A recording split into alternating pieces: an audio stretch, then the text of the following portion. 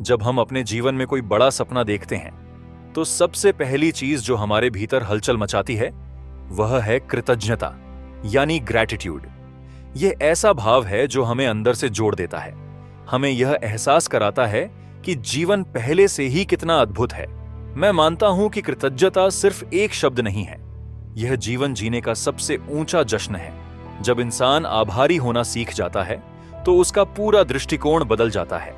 यही कारण है कि मैं हमेशा लोगों को कहता हूं, अगर आप अपनी मैनिफेस्टेशन जर्नी को तेज करना चाहते हैं तो ग्रैटिट्यूड को अपनी दिनचर्या का हिस्सा बना लीजिए। लेकिन एक सवाल अक्सर सामने आता है, कई लोग कहते हैं कि वे ग्रैटिट्यूड जर्नल लिखते हैं, रोजाना उस चीज के लिए धन्यवाद करते हैं जिसकी वे कामना करते हैं, फिर भी उनकी इच्छाएं हकीकत में नहीं बदलती। क्यों ऐसा होता है? असल में हमें ग्रैटिट्यूड की शक्ति को केवल शब्दों से नहीं बल्कि भावनाओं से जीना होता है।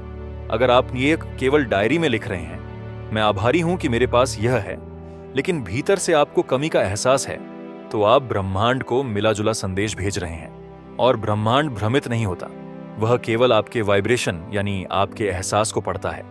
जरा एक पल के लिए सोचिए, कोई चीज जो आपने कभी चाही थी लेकिन उस वक्त वह आपके पास नहीं थी।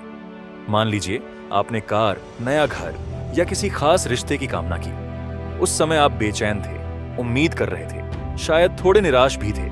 अब कल्पना कीजिए कि आप समय को पीछे मोड़ सकते हैं। आप अपने अतीत के पास जाते हैं और उसे बताते हैं, रिलैक्स, चिंता मत करो, जो तुम चाहते हो वह आने वाला है।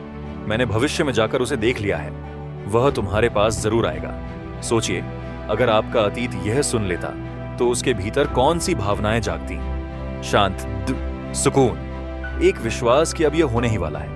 यही भाव आपको अपने ग्रैटिट्यूड जर्नल में लिखते समय चाहिए। लेकिन दिक्कत तब होती है जब हम लिखते तो हैं आभार का, लेकिन महसूस करते हैं अभाव। हम लिखते हैं मैं अमीर हूं, पर भीतर से आवाज आती है, लेकिन अभी तो मेरे पास पैसा ही नहीं है। यहीं पर प्रतिरोध पैदा होती है, और यही वह दीवार है जो आपके और आपकी मैनिफेस्टेशन के बीच खड़ी रहती है। जब तक आप इस प्रतिरोध को नहीं छोड़ते, तब तक आपकी इच्छाएं आपके पास नहीं आ सकती। अब जरा इस बात को समझिए, मैनिफेस्टेशन का मतलब है ऊर्जा का मेल खाना। यूनिवर्स हमेशा वही चीज आपको देता है जिसके साथ आपकी वाइब्रेशन मैच करती है। अगर आप कमी की भावना में जी रहे हैं तो यूनिवर्स उसी कमी का विस्तार कर देता है, और अगर आप प्रचुरता की भावना में जी रहे हैं तो यूनिवर्स आपके लिए अबंडेंस को मल्टीप्लाई करता है। तो असली खेल आपके अंदर की भावनाओं का है। अब एक छोटा सा अभ्यास कीजिए, अपनी आंखें बंद कीजिए और वह इच्छा याद कीजिए जो आपके दिल के सबसे करीब है। अब ऐसा महसूस कीजिए जैसे यह चीज पहले से ही आपकी जिंदगी में मौजूद है। सोचिए, अगर यह अभी आपके पास हो तो आपका दिन कैसा लगेगा? आप किसके साथ इसे बांटेंगे? आपके चेहरे पर कैसी मुस्कान होगी? जैसे ही आप यह महसूस करने लगते हैं, आपकी ऊर्जा बदल जाती है, और यही ऊर्जा यूनिवर्स तक पहुंचती है। यहां एक लाइन याद रखिए, जब आपके भीतर बदलाव आता है तभी आपके बाहर की दुनिया बदलती है। अगर आप ग्रैटिट्यूड जर्नल को सिर्फ लिखने की आदत मानते हैं तो यह बेकार हो जाएगा, लेकिन अगर आप इसे महसूस करने का साधन मानते हैं तो यही आपकी जिंदगी को बदलने वाली कुंजी है। बहुत से लोग मुझसे पूछते हैं, अगर मैं हर रोज जर्नल लिखूं तो कितने दिनों में मैनिफेस्टेशन होगा? लेकिन असली सवाल यह है, क्या आप लिखते समय वह ऊर्जा महसूस कर रहे हैं जो आपके सपनों से जुड़ी है? मैनिफेस्टेशन की दुनिया में समय की कोई सीमा नहीं होती।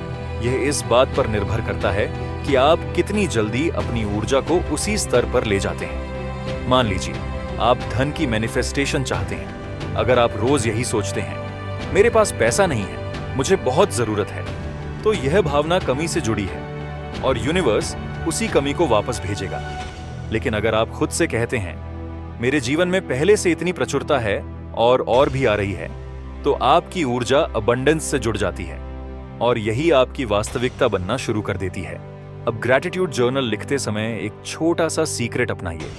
जब भी लिखें, हमेशा अपने फ्यूचर सेल्फ के नजरिए से लिखें। ऐसे लिखें जैसे आपने अपनी इच्छा पहले से ही पाली है।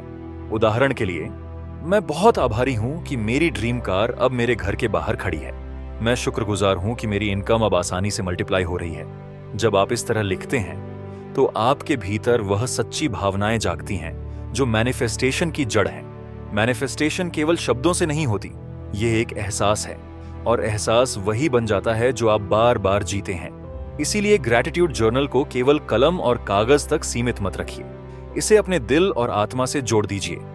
याद रखिए, हम सब एनर्जी बीइंग्स हैं। हमारा हर विचार, हर भावना यूनिवर्स को एक एनर्जेटिक सिग्नल भेजता है, और यूनिवर्स उसी सिग्नल को एम्पलीफाई करके हमें लौटाता है।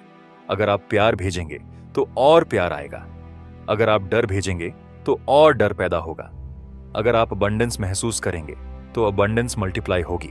तो आज से जब भी आप अपना जर्नल खोलें, यह सवाल अपने आप से पूछें, क्या मैं अभाव की जगह से लिख रहा हूं या अबंडेंस की जगह से?